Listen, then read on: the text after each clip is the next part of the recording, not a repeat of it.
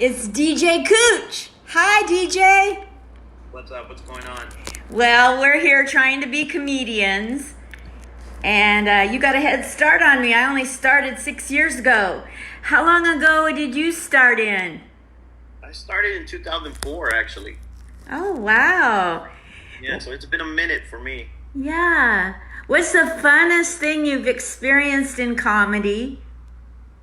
As far as, what do you mean by that? Experience as far as an event or going to a place? What? Like what, when you've been on stage or greeting your fans after a show before, what's the funnest thing that's ever happened? Other than they want to go party with you, I'm supposing. Actually, I don't know. It wouldn't. The funnest thing that's ever happened is just be able to perform for a bunch of people that don't know who you are. Sometimes that's the funnest thing of comedy. I mean, becoming but no doubt, there's gonna be some cool stuff. But I think the funnest thing to me is just to perform. Yes. Well, you perform very well. You knock it out of the park.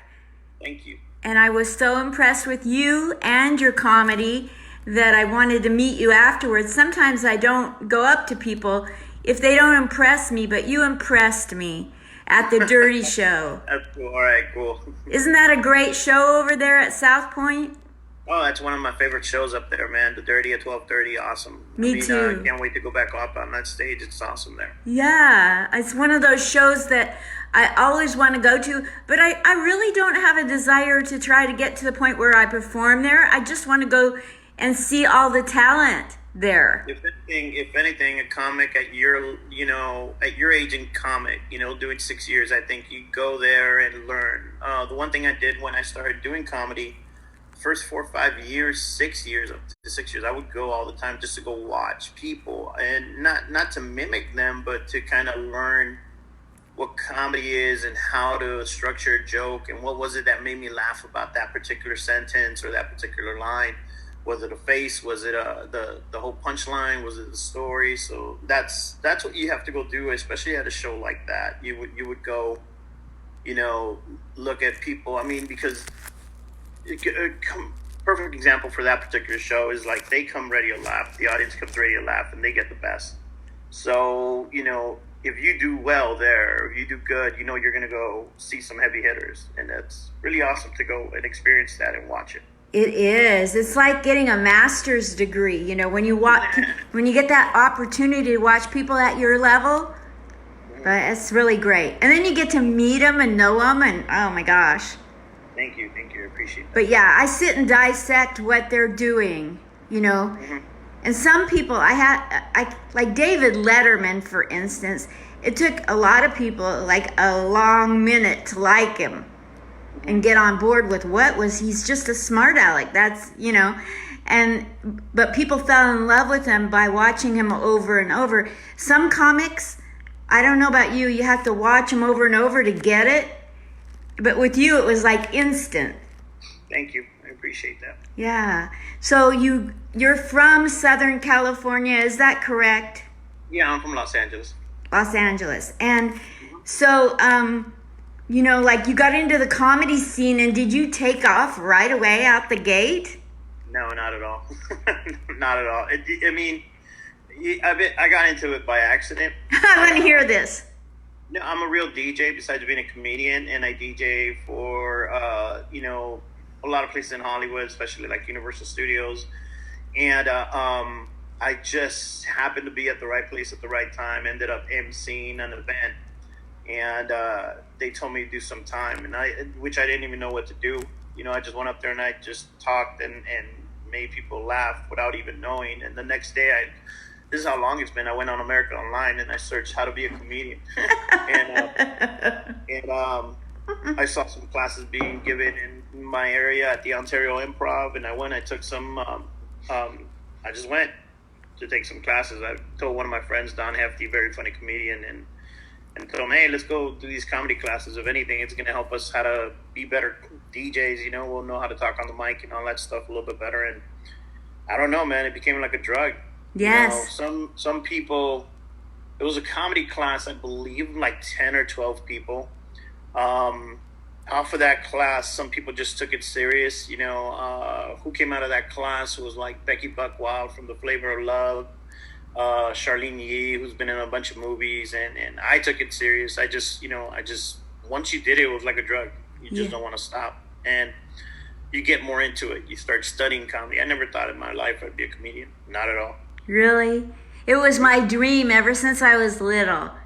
Because I'm part Jewish, and I grew up watching all of the Jewish greats, and I always wanted to do that. What That's they're awesome. doing. Yeah, and that's the beauty about having the internet now, where you could study everybody from Don Rickles, Lenny Bruce, all the way to now, and just kind of see everybody's style and even compare your style and try to find out who your whole goal, especially being a comic, your whole goal is to find your voice, who really you are. Not what's funny, it's about telling that one story and making yourself original, and that's the heart of a comic, in my opinion. That's my opinion, but that's what it should be and how it should be.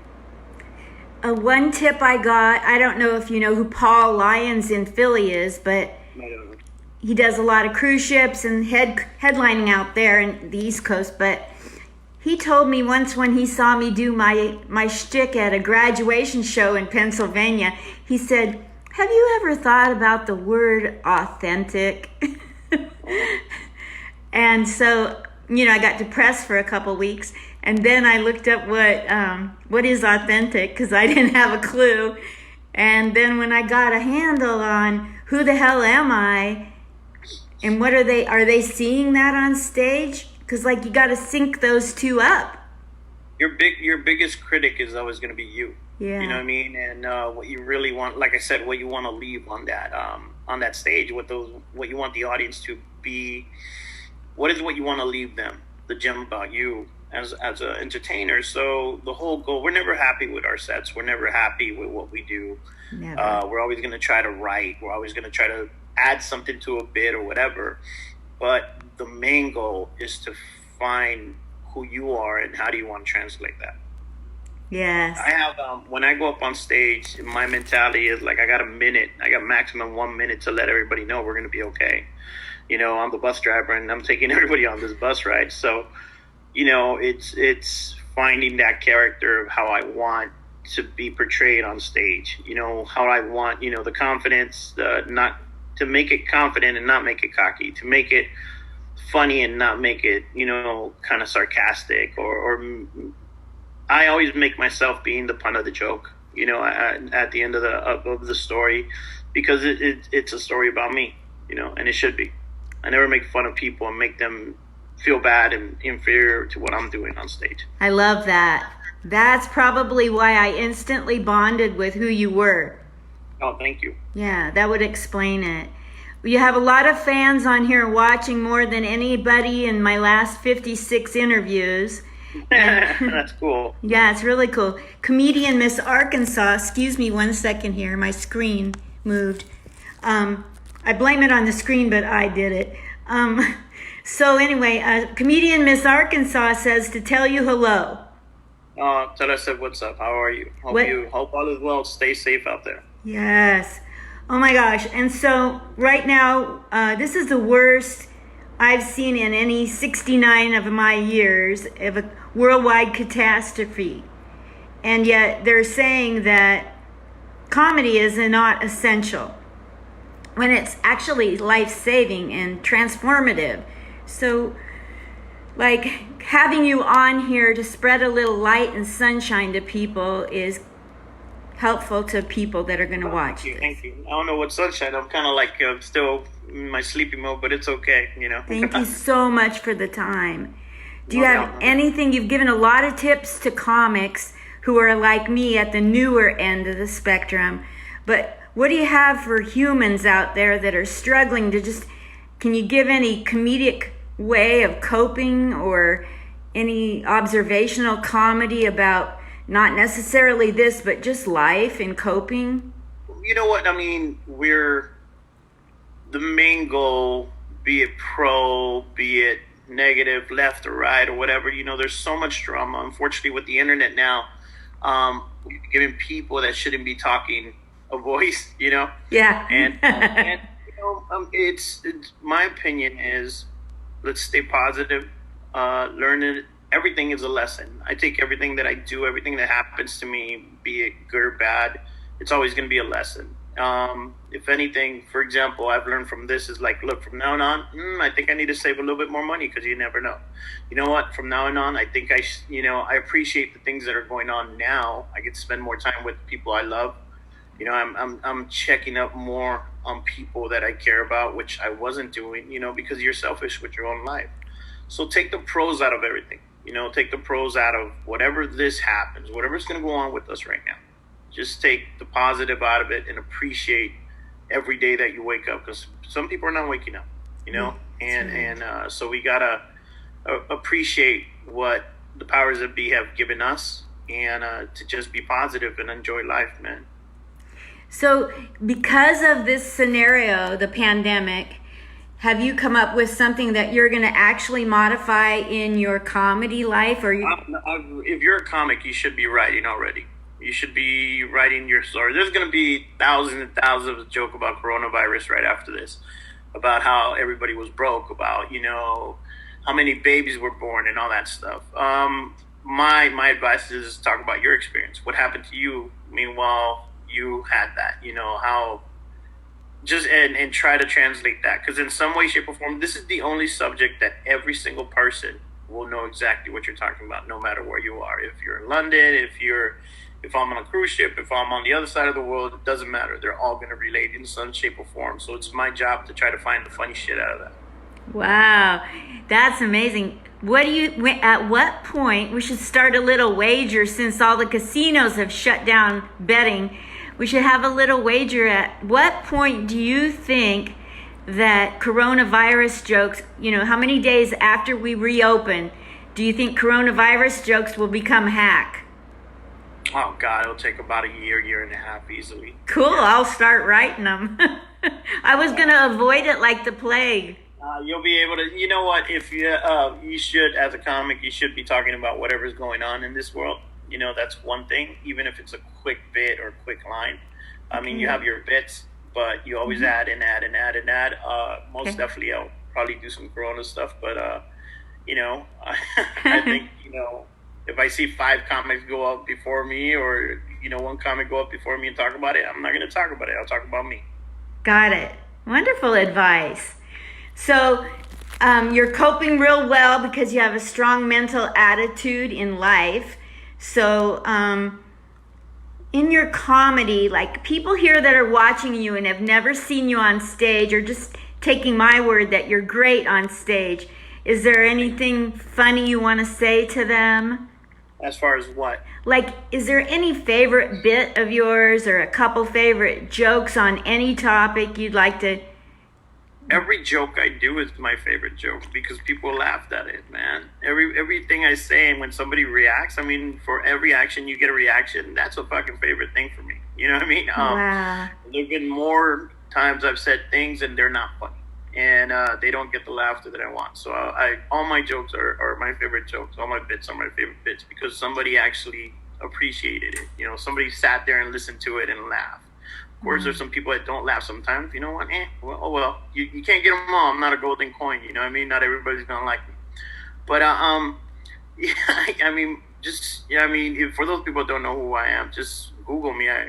Just search, and if you like it, cool. Keep watching. If you don't, hey, cool, man. Maybe the next day I'll get you. Now, at my level, I'm not financially hit hard by this. But if you have a Venmo or a PayPal or something like that, and you want donations, do you want to shout out what that is? I am good. God is good with me. I have people that care about me. I have, you know what? Let's worry about the other comics that are struggling right now. Absolutely. Find a comic that's struggling. Absolutely. Yeah, if you see a comedian, a lot of these guys, this is all they're doing. And, they're out there making their night. They don't make thousands of dollars. They don't make hundreds of dollars. They just make whatever set there is. I wouldn't, if you guys know of any comic that's actually struggling out there, man, yeah, most definitely, try to help them out. Anybody. It doesn't have to be a comic. Just anybody. There's entertainers, there's musicians, there's dancers. You got to look at it this way. Las Vegas alone How many people are out right now without a job? Once the gig is up, it's up. And right now, we don't know how long this is going to last. So if you know anyone, you know, send them some food or something. You know, if they're a friend of yours, you know, like, hey, man, I'm buying you lunch. I'm sending you some food, or I'm sending you something on Amazon. You know, something. You're getting thumbs up from people. No, that's true. I'm being honest. Yes, you are. Well, I appreciate you taking time for this interview. Is there anything that you want to say as a parting comment at all? Just stay blessed, stay safe, stay your asses at home. That's the one thing you guys got to do, right? And we'll be fine. I don't know why I thought that I could interview comics and hold a phone still. No, that's good. You did good. You did good. Thank you so much, DJ Cooch. All right. God bless you. Have a great day. Stay safe. God bless you. Bye. What a fantastic interview.